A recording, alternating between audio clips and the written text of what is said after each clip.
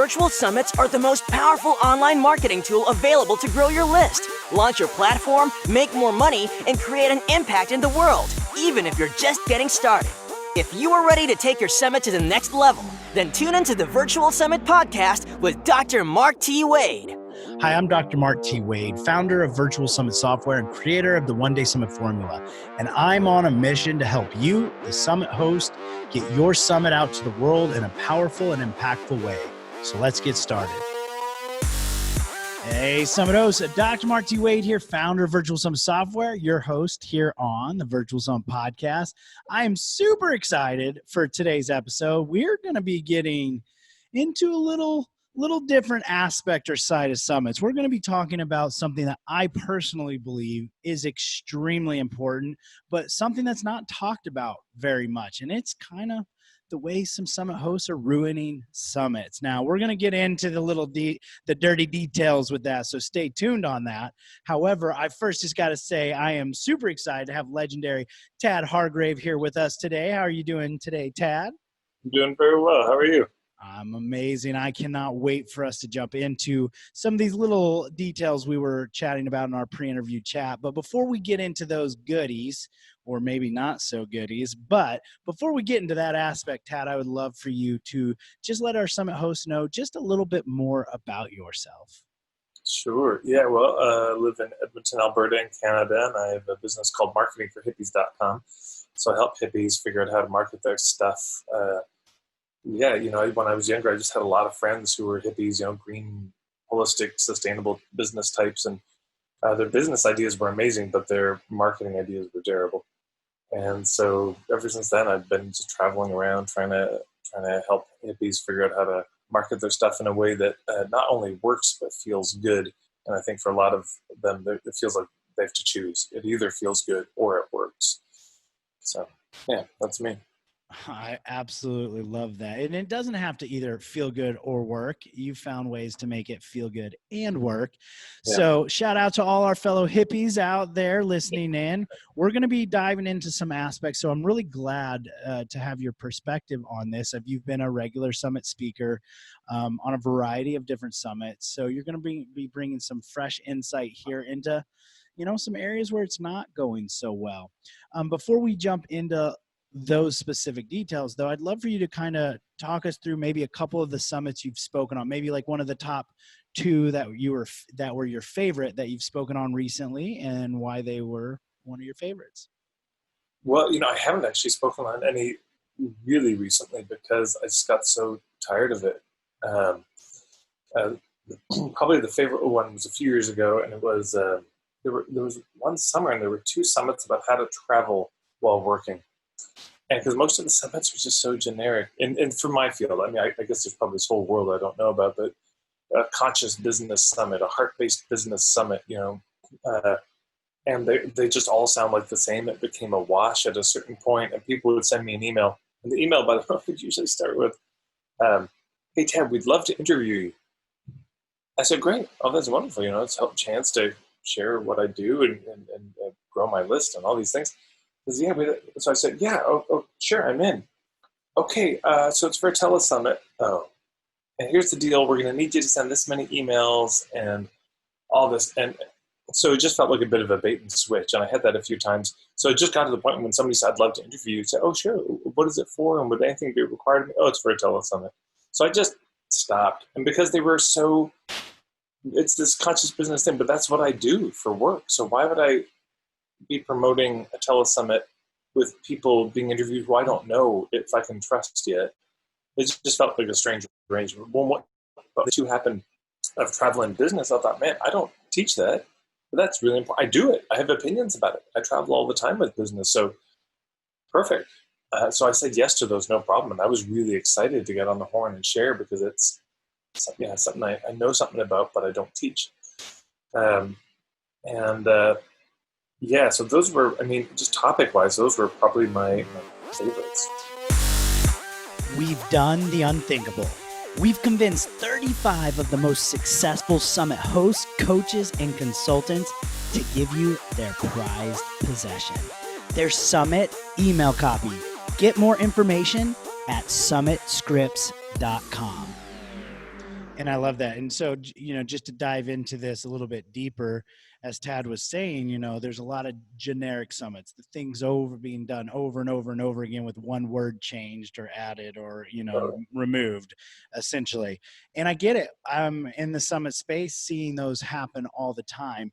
Now, one of the things that you were talking about in our pre-interview chat is the ones that stand out. And you kind of mentioned one or two of them right there, but what to you makes a summit stand out from your perspective? Well, I mean, just from a, I guess, promotional standpoint, there's some unique topic. I mean, to me, it's, I do a lot of work with people around niching, and I feel like one of the great questions to start with is just what's missing in the marketplace? What do you see that's not there? Because if it's already there, if it's already being done, I've done improv comedy for years, and one of the challenges with improv comedy, you'll be having a show, and everything seems to go great, and then in the notes after, somebody will say, every scene was two people standing there talking to each other. There was no dance, there was no song, there was no anyone moving on stage. It just was two people standing and talking. And so there's this big question of like, what does the show need? And it's something, if you've been in improv for a while, you're sitting there on the bench watching the show, and it's like, okay, that scene was crazy, so the show needs something grounded. Or everything's been really grounded. Let's just do something nuts. So I think there's a similar thing in the marketplace of what is needed in the marketplace. Do we need another summit like this? Do we need more of the same? And the answer is no. Something different is needed. And so then, what's missing? What do you see that's not there that you wish was there? And I feel like there could be a few angles on that. One is, it could be what's being offered. Maybe nobody's offered a telesummit on this topic. It could be the same topic, but for a different group. So the who is different. I think about a fellow, Tommy Rosen, who is this isn't telesummit wise, but he has a business, Recovery 2.0, where he's weaved yoga with addiction recovery. So it's still yoga, but it's in this completely different way, or still addiction recovery, but in this. So it could be what's offered, it could be how it's offered, or it could be for whom it's offered. And the how, to me, would also be the point of view. So, it's, we're going to talk about, let's say, there's lots of summits about addiction, but we're going to take a spiritual angle, or we're going to take a biochemical angle, or we're going to take a nutritional angle on it. Suddenly it's fresh and interesting again. If somebody were to reach out to me and say, it's a conscious telesummit, but we're going to focus on the tech angle of all the technical things you need, because I know, and I'd say, a lot of my clients get totally overwhelmed on the tech thing. And if it was, here's how to do online video, here's how to do Facebook advertising, here's how to do, all those things, I might actually say, that's actually something my people could use. That's different than what I offer, because why am I going to promote a telesummit that's offering exactly what I offer with a bunch of speakers I don't know and can't endorse? It seems so crazy. So to me, it would be that the who, the what, and the how are the main things. And just so often it's the same on all three of those. And that's unfortunately very true. We see that happening quite a bit. So stop and think, summit host, when you're coming up with your theme, your concept, your topic, what has this been done before? How can you make it different? Like Tad was just saying, it doesn't mean you can't do it. Come up with a unique angle, something that's going to provide more value versus just more content. So I like that. We were also kind of chatting, and I'd like to kind of dig into a little bit of the aspect of how people reach out to you and what they expect of you as a speaker. I'd love for you to kind of give us your perspective on one of the other reasons you're saying no to quite a few summits, and what's expected of a speaker. Yeah. Okay. So how do they reach out to me and what's expected of me? I can answer that real briefly. Badly and too much. That's but yeah. So when they reach out to me, first of all, there is this, hey, I'd love to interview you. That sounds so great. It sounds so compelling. Like, I'm so flattered that you'd want to interview me and hear what I have to say. And then the very next email is, it's for this telesummit, and here's what's expected of you. And then it's just this, it seems so mad. Like, first of all, could you go fill out this form? Why am I filling out this form? Don't you know who I am? Is this info, like, we couldn't just have this in a chat? You want my photo in my bio? It's on my website. There's literally a page that's about me that has that. And then it's, what questions do you want us to, or what should we interview you about? Why are you asking me this? This is insane. You came to me. Let's just remember the arrangement. You came to me to ask me, so you should know something. So then it just feels like it's a grab. They just want me to join because they think I've got a big list and following, and it'll help them. But it's not about me. And then, what questions should we ask you? Why are you asking me what questions you should? How you know nothing about me? Like, can we figure this out? Anyways.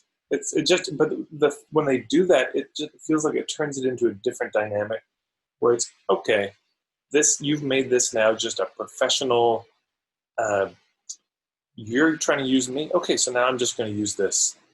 I'll use it to promote whatever I want to promote, but it doesn't feel like we're collaborating on anything that I feel like, the potential of a telesummit is you're never thought about it this way before, but it seems like you're trying to dig new ground or, blaze a new trail that actually hasn't been done before. Like, why else would you get all these different people with all these different opinions on the same topic together if not to take another step? Like, why would you just restate everything that's been stated? So yeah, there's the approach is a bit of a bait and switch, and then all of a sudden there's so much work expected of me, and then there's all these emails sometimes where it's, hey, team, we're doing great with this telesummit. I'm not on your team. This is a generic conscious business telesummit that I already regret signing up for, and now I'm on your team. Now suddenly but I'm not being paid for this. So why am I reading your long emails and all the updates? All I want is my dream as somebody, to be interviewed with. Somebody said, look, we've got a telesummit coming up. We know there's lots of them. But here's the topic, the angle, the who it's for. We think you'd resonate with this because we've actually looked into your work or followed you. You've been recommended and we checked you out. Here's the particular piece we'd love to have you offer. And if you think this would be a fit for your people, we'd be so thrilled if you share it. We can give you all the materials that you need to do that, to make that really easy for you. Just cut, paste, share. I'd just be so thrilled. And then it's so funny. Then I'd say, yeah, I'm on board. I'm on the team. Who else is being interviewed? Oh my God, those people. I get to be a part of this? Are you kidding me? I'm totally in. There's certain telesummits where if the topic was something my people needed, if I thought the angle was interesting, if it was for my people, and if the other people being interviewed were people I really respected, then all of a sudden I'd be very open to sharing it. I said, look, hey, I email my list and say, everyone, here's an issue we really struggle with as an industry. And I know a lot of you have a hard time with, and I don't talk about it. It's not my thing. I don't feel like I'm an expert. But there's a telesummit. There's all these experts, and I think their angle is super fascinating. So for example, I saw this telesummit on trauma. Thomas Hubley, or I don't know how to pronounce his name, did it, and it was really so. I was like, wow! And I looked at the people being interviewed, and I knew some of them. But for example, I don't know the angle he took, but if he had a particular angle on trauma, like, look, there's a lot of theories about trauma. We're going to take a real somatic, body-centered approach to this, and this even particular further refinement, or this is the particular question we're going to be exploring on it.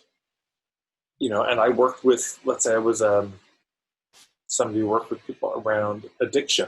I don't focus on the trauma healing angle of addiction, even though I know it's one of the most central parts. I focus more on the family systems or on the social, cultural end. I might be very excited to then share that with my people and say, look, we all know so much addiction comes from trauma. Here's a telesummit that's focusing. You get the idea. So just give me something I'd be excited to be a part of. And then if instead of me having to fill out a form, it's just, here's what we were thinking of sharing. Here's the photo we're thinking of using. And here's a couple questions we had.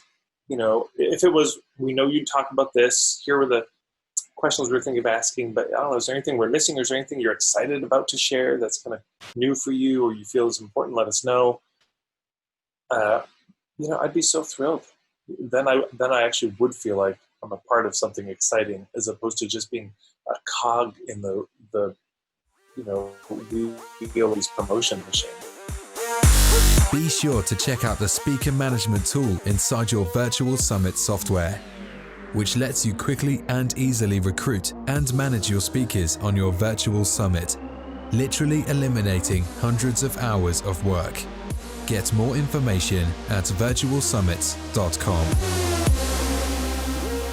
absolutely love that. That is, you've gone and given us, you've highlighted a lot of what's wrong currently right now with summits, and there's more. But let's start one piece at a time. So summit hosts, please, if you're newbie summit hosts, listen to what Tad is saying right here. Take what you can away from this. We always talk about how important it is to build a relationship with your speaker and to not be a list grabber. You're not going in it just to scrape your speaker's list. You're doing it because you have a message to get out to the world. So I love this kind of just like raw and straightforward in your face information that you're throwing at us, Tad. So let's keep going with this. Like I want to just let's rip the curtain wide open off this. Let's keep digging into the other areas and the other aspects. With the communications you were talking about, like the emails and too much of the follow-ups or just not done correctly. What would you say, like as from a speaker's perspective though, to be able to get you on board? Let's say we have a perspective, a unique summit that you gel with and you want to be on. Like, what would be the ideal ways of getting you to like be able to share that? Like, how would you like to be communicated with? What would be a good way to set us all up for success? Well, the thing that just came to me is reach out to me far enough in advance. I'm so busy. And so when it's, hey, this thing's happening next month, and by the time I agree, it's 3 weeks away. And then, and then there's all these emails and can you email your list? But I've already maybe figured out what I want to email my list for the next month. And so I just need a lot more lead time. And I imagine a lot of the speakers do, that they just can't fit in another, so well, I'd love to share the word, but I've already promoted so many things to my list, because I didn't know this was coming. And so I just need to give more content at this point. So there's that. And I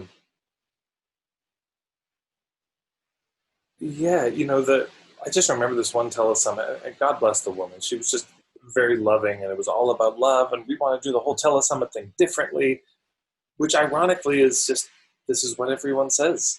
That's not different. We're going to do this completely differently. And so she would just send these long emails, and they were very effusive, and they were very loving, and they were just not, I didn't need them. It wasn't useful for me. And she was very excited about everyone being on her team. But, this manner of approach of like, I get that you're busy. That's one of the big things I want to hear and feel. Is like, we understand you're busy. Your time is so precious. So we just want to use it. We're only going to be reaching out when it's necessary. We're going to keep it kind of short and to the point. But, also I've had some telesummit hosts where it's I'm totally okay to get on the phone and let's talk about it. Let's do the pre-interview, just to make sure that we know what we want to talk about. I'm happy to do that usually. If I think that telesummit is a good telesummit and I'm interested. If it seems like a list grab, if it seems like this real generic thing, I'm less excited to do that. But if it seems like, no, this is going to be something really special, this is going to turn into a kind of product that could be used, then I'm happy to get on the phone 15 minutes, 30 minutes just to chat. And then that also does build the connection. I remember mutual colleague Milana Lashinsky, she, it was a mutual colleague who said, oh, you should speak with Milana about she had a program coming up. And I'd heard about her for so long, for a long time. And I thought, man, yeah, she's one of the OGs in this scene. She's really one of the pioneers. And so anyways, I thought, well, it's probably time to talk to her, but it was about telesummits. And I wrote back and I said, she should know, though, I hate telesummits. I'm not a fan of the thing because I just seen it get so overdone. Anyway, she said, well, let's just chat. As we got on the phone, we chatted for an hour. And by the end, we were just best pals because she actually agreed with everything I was saying. And I had her own critique about the whole industry. And so I think that can really help to build the relationship, like let's just talk, so I can, share what I'm up to. But so much of that comes down to the clarity. I mean, there's a copywriting thing around the, what's your headline? What's your sub-headline? Is it really immediately clear what the message is?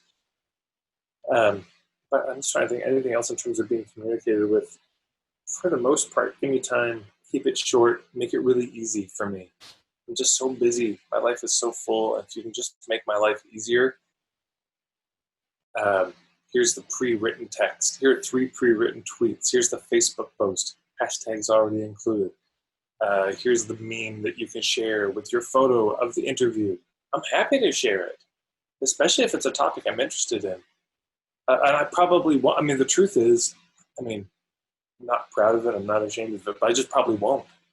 Otherwise, I'm so busy. I have so many things on the go. So the thought of sitting down, going into Canva, creating a meme about it, I will not do it. Doing a write-up about the thing, I probably think I should. Tell myself I ought to. It'd be helpful, but I'm not gonna. So give me and oh God, also, in the name of all things sacred, don't have this website that I have to go to get that content. Yeah, I remember this. This will kill you. Somebody wanted to interview me for a telethon. She was doing amazing stuff. It was permaculture, reskilling, and there's a lot of topics I'm really interested in on a personal level. And so she wanted to interview me. And I thought, great. And so she sends me the form. So I fill in the form. And then, of course, I get an email, probably automated, like, here's the link and sign-in information for this online platform.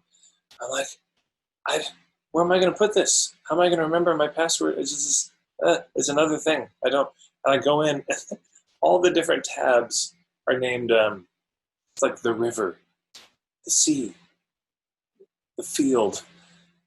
And I wrote her, and I was just particularly burned out and stressed out at this point. And I think it's just good to assume that the people you're interviewing are on the edge of a nervous breakdown and anxiety attacks from too much work, and they're about to burn out and spontaneously combust in a spectacular fashion, just to assume they're that fragile. But so I wrote her and I said, where do I find the material? Which tab is it? This is so confusing. And she got real kind of touchy and indignant. So, this is my poetic license to do. I was like, well, you just enjoy your poetic license and it should be revoked because this is terrible. I'm so confused. So I didn't end up getting interviewed. I think I just stepped back. So don't give me a login thing for a website to go hunt somewhere on that thing. There's a meme that I can share. Just send it to me, and if you I'll just kiss your feet. If you personalize it, like, I'm being interviewed on this topic. Here's some of the other people being interviewed. Don't send me something where my name's in it. Here's some of my colleagues being interviewed. Tad Hargrave. No, that's, if you personalized a little bit, I'd be so grateful. I'll just say, thank you so much. I'm so busy. You have no idea. Oh, but apparently you do have an idea because you took care of me in this way. Yeah.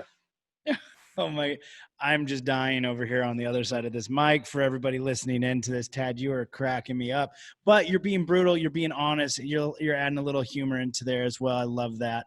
But it's true. Just assume all of your speakers are on the verge of a nervous breakdown. If you think of it like that, as you're preparing to help them, you will do it. You will over deliver. I guarantee you they will remember you and probably, like Tad said, potentially kiss your feet, at least be willing to collaborate in the future. And I love that you brought up Milana. She is, for those listening in, she was the first person ever to run an online summit. She called them telesummits, as you've heard Tad talking about here. We actually interviewed her on episode 43. So if you want to check that out, I was a proud moment in my virtual summit podcast history here. But let's keep going. We got a few minutes left here, Tad. I'd like to get into some of the brutal truths, maybe from Summit's aspects around the marketing side, since you have some experience there, you play in that playground quite a bit.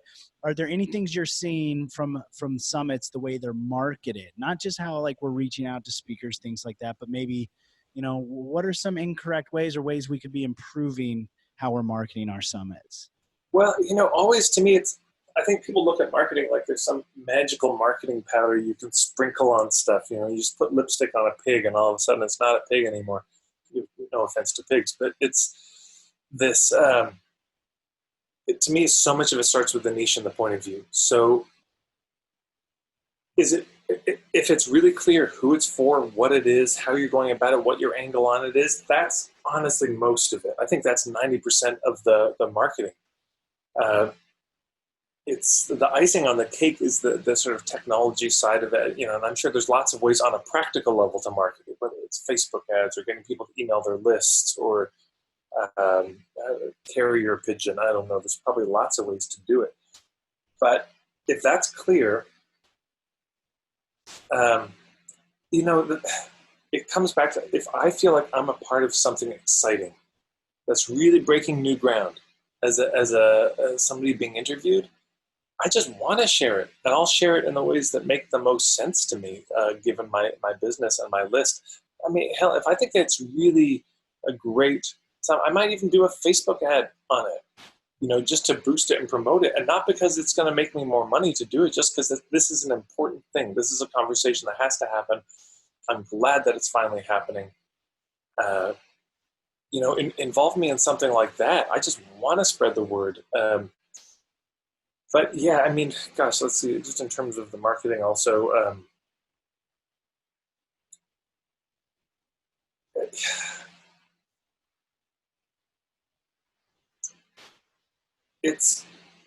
I've seen them get overdone. I don't know the solution to this one, honestly, but I've seen some telesummits just get overly promoted.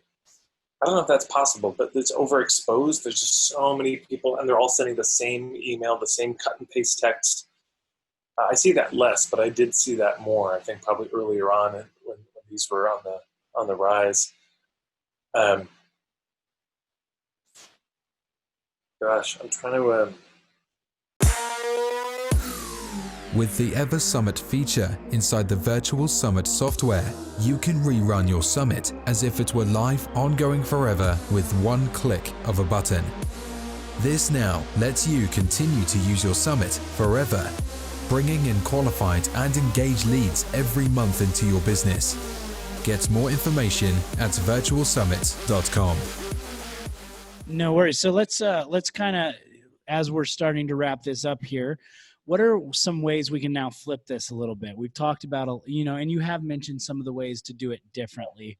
But if you were going to say, like, hey, summit hosts, here's how I would recommend making this different. We've talked about unique angles, but like, if you could give us that kind of, like, just talk us through those steps for these aspiring summit hosts. Oh yeah, all right. This is my dream situation. Somebody reaches out, and it's clearly not a templated email. It's clearly, this is to me. And there's something in the email that's saying, like, that lets me know that they know who I am. They've been following me for a while or whatever. But so I get an email that's personal, that's just chill, that's low-key, just, hey, we've got this telesummit. We know there's so many. We would be so thrilled to interview you about this. Here's our unique angle. Here's the unique topic. Here's the way we're going at it. And let me know right away, this is for a summit, and we're not, there's no requirement to email, but we hope you will. But this is the thing. Here's the topic and the thing we'd like to interview you on. I get this kind of email and say, okay, like I'm at least open to talking with you about this.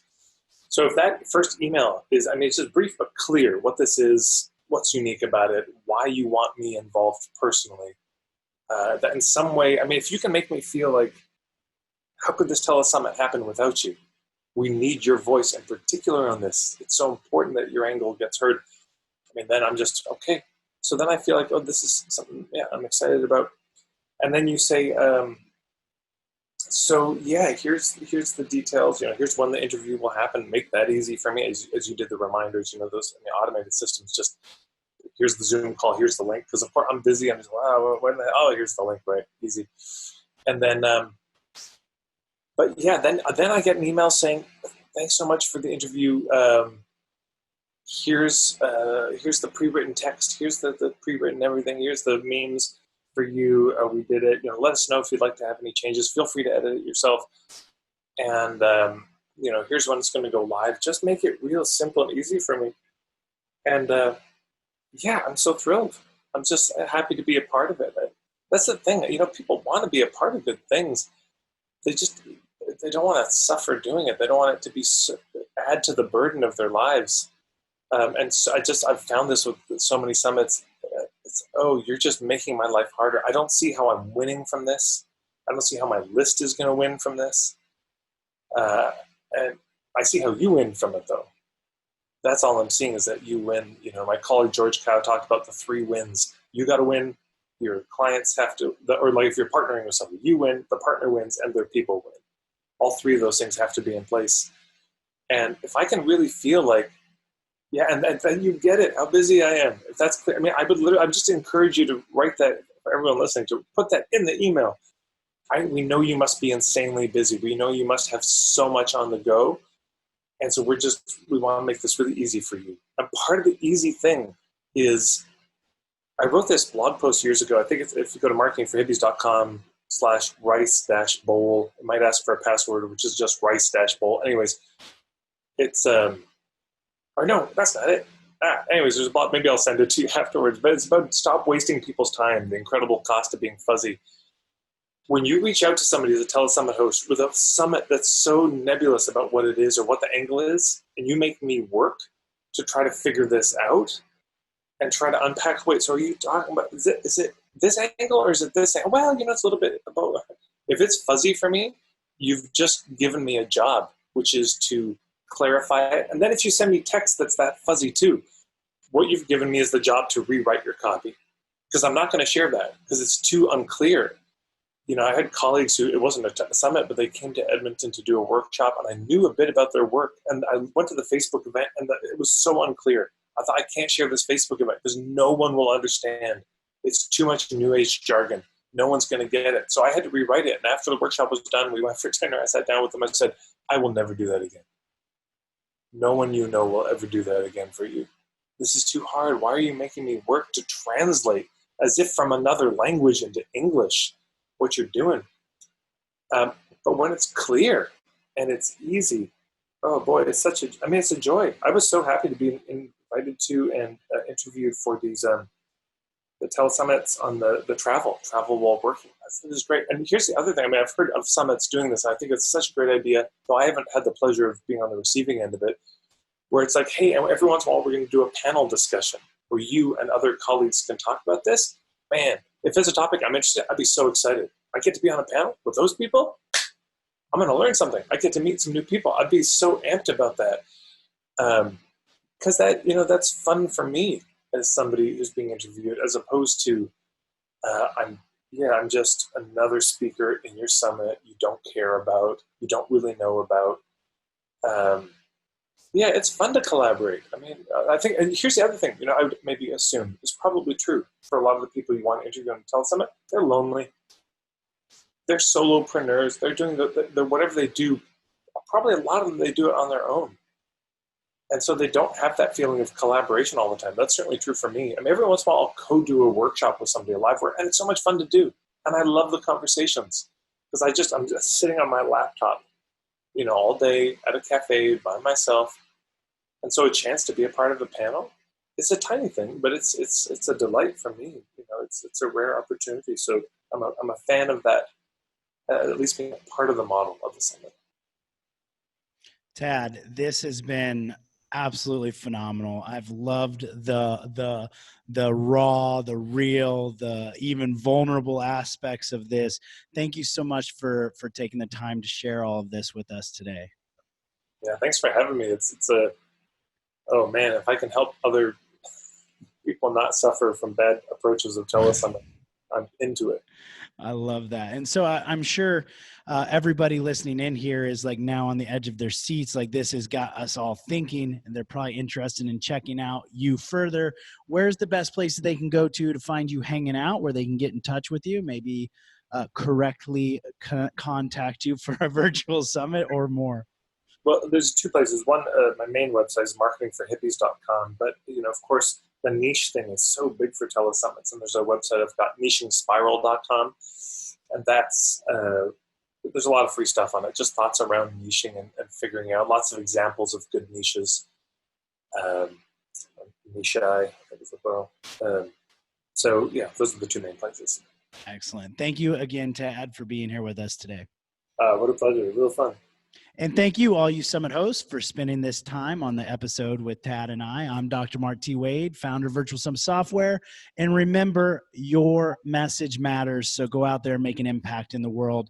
Don't forget to check out all of these resources we've just been talking about in this episode over at the show notes at podcast.virtualsummits.com/097. This is episode number 97, and we'll see you on the next episode. Thanks for listening. Now don't forget to subscribe and leave a 5-star review on the Virtual Summit podcast.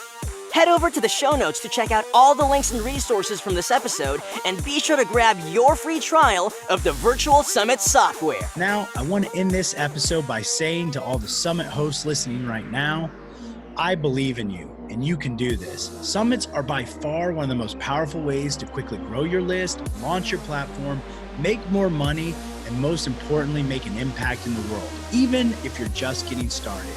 So don't get caught up in analysis paralysis, because the world needs to hear your message, and there are people who are waiting for you to help them.